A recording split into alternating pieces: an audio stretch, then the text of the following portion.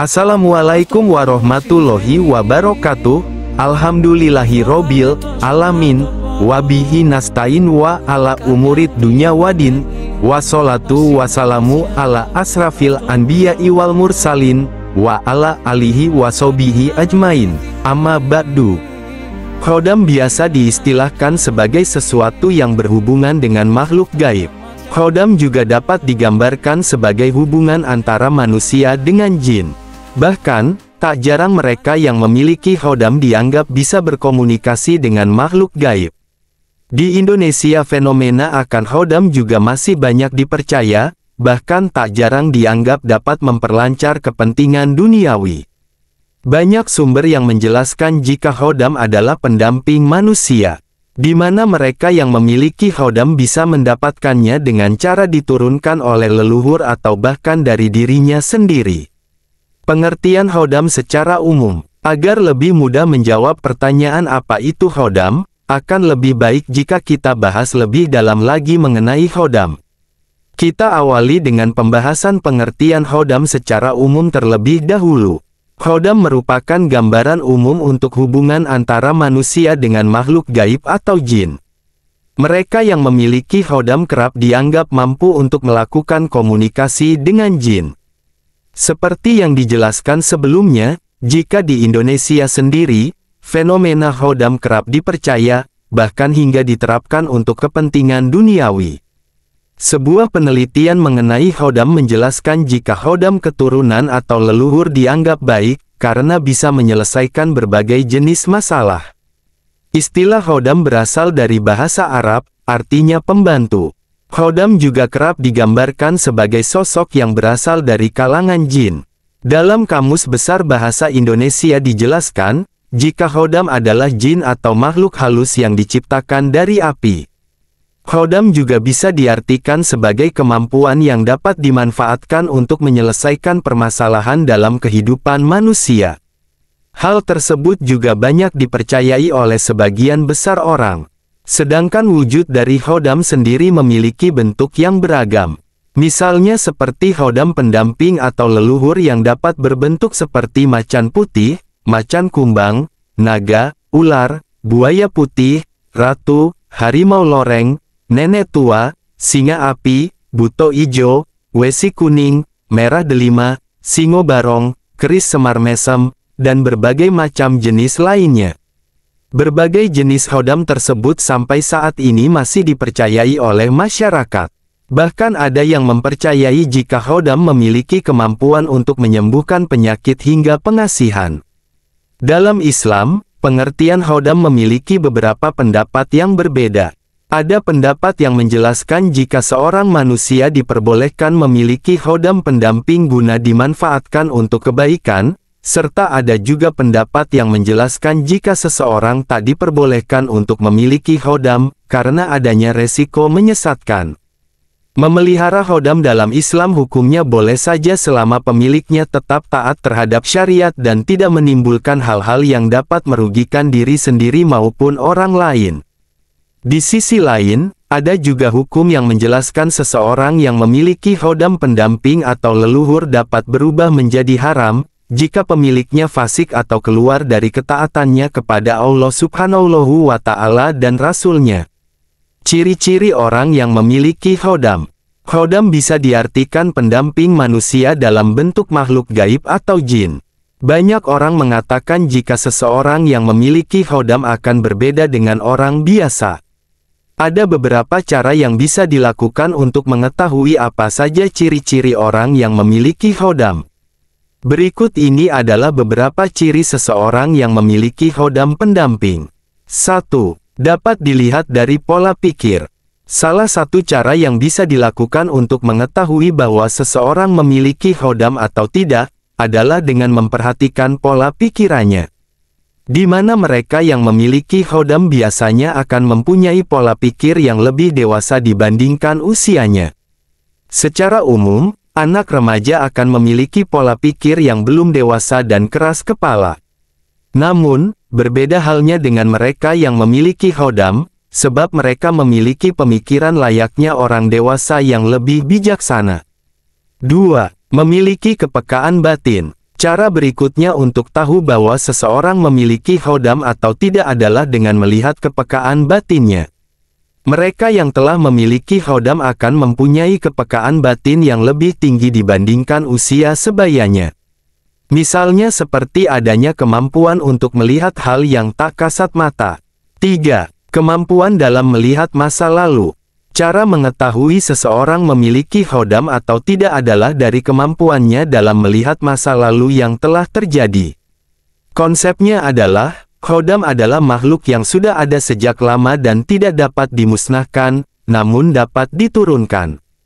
Oleh karena itu, seorang yang sudah didampingi oleh khodam pendamping akan dapat melihat masa lalu. 4. Memiliki rasa penasaran yang tinggi.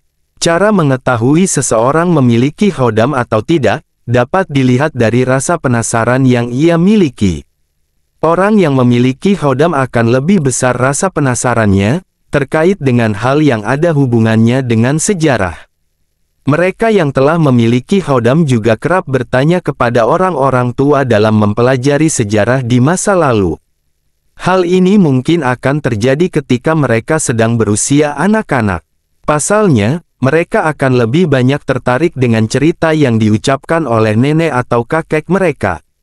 5. Memiliki tanda khusus. Cara untuk mengetahui seseorang telah memiliki khodam atau tidak adalah dengan melihat dari adanya tanda khusus yang ada pada tubuhnya. Tanda ini bisa diartikan sebagai tanda fisik khusus. Seseorang yang memiliki khodam biasanya akan bertanda bercak hitam atau coklat pada bagian tubuh tertentu. 6. Terlihat adanya rasa hormat terhadap keluarga.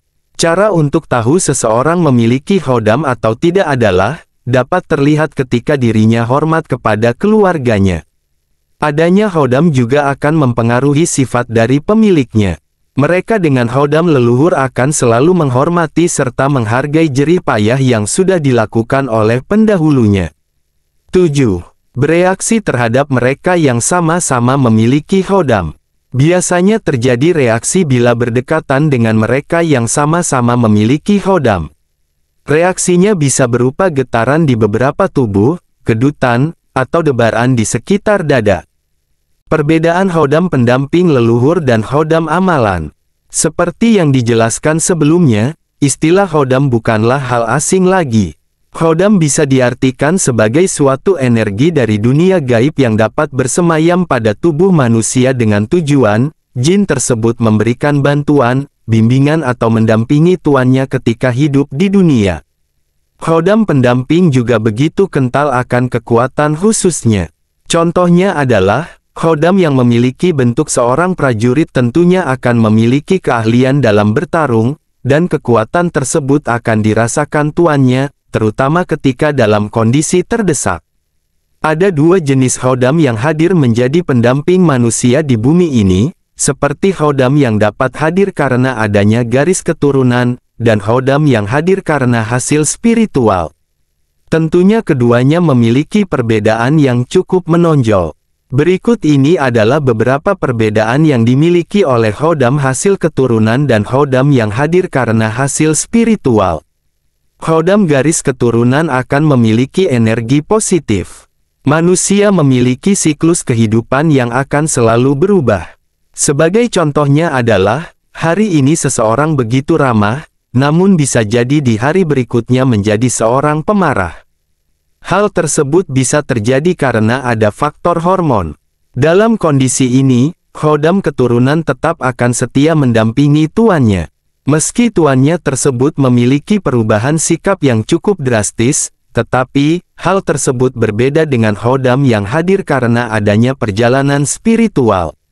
Khodam hasil perjalanan spiritual, dapat meninggalkan tuannya, jika dirinya merasa sudah tidak sesuai dengan tujuan awal, kenapa ia mau mengabdi dengan seseorang tersebut. Khodam keturunan akan lebih mengenal tuannya. Khodam yang berasal dari keturunan akan lebih mengenal tuannya, hingga seluruh anggota keluarga yang dimilikinya. Hal ini akan membuat khodam keturunan, memberitahukan semua keadaan dari pihak keluarga tuannya tersebut. Jika terjadi sesuatu yang sedang dialami oleh kerabat tuannya, biasanya khodam akan memberitahukan kabar dari kerabatnya kepada tuannya beserta akan menawarkan bantuan. Sebagai contohnya, ketika orang tua dari tuannya sedang diguna-guna oleh orang lain, maka khodam pendamping tersebut akan menawarkan bala bantuan kepada tuannya, untuk dikirim langsung kepada orang yang terkena guna-guna tersebut. Hal ini berbeda dengan khodam hasil perjalanan spiritual. Sebab, khodam jenis ini cenderung membantu tuannya saja. Ia akan membantu pihak keluarga dari tuannya, jika memang orang yang bersangkutan memiliki energi yang sama dengan khodam tersebut. Khodam keturunan memiliki energi yang terkontrol. Khodam pendamping yang berasal dari keturunan, biasanya akan memiliki energi yang lebih terkendali oleh tuannya. Hal ini tak lain sudah seperti keluarga sendiri. Sedangkan energi dari khodam, yang didapatkan dari perjalanan spiritual, perlu untuk melakukan penyesuaian dalam kurun waktu lama, karena energi yang ia rasakan begitu asing. Kekuatan dari khodam keturunan cenderung mudah dikontrol dan selalu stabil. Sedangkan khodam pada perjalanan spiritual, sulit untuk dikontrol.